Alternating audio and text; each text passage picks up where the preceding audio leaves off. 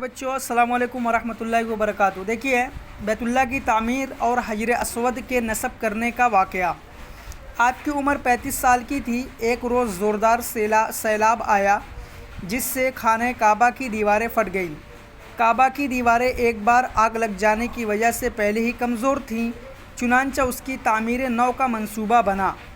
اس وقت سب لوگوں نے یہ طے کیا کہ اس کی تعمیر میں صرف حلال مال ہی خرچ کریں، حرام کمائی کا ایک پیسہ بھی نہیں لگے گا۔ کعبہ کی پرانی عمارت کو گرا دیا گیا، تعمیر شروع ہوئی۔ تعمیر کے لیے ہر قبیلے کا الگ الگ حصہ مقرر تھا، ہر ایک اپنے کندھوں پر پتھر ڈھو رہا تھا۔ آپ اور آپ کے چچا حضرت عباس بھی پتھر ڈھو رہے تھے۔ ایک رومی معمار جس کا نام باقوم تھا تعمیر کا کام کر رہا تھا۔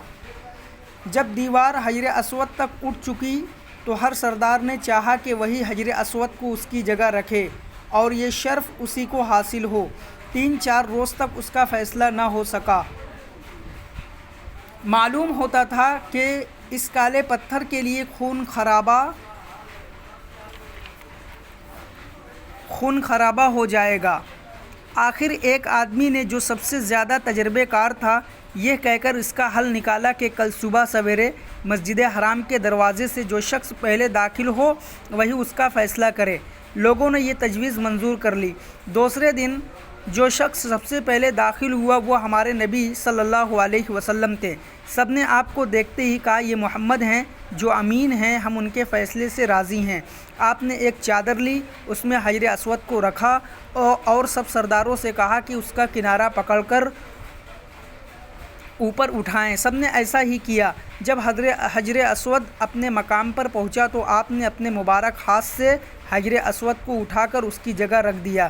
اس فیصلے سے سب لوگ خوش ہو گئے اور خون خرابہ سے بچ گئے۔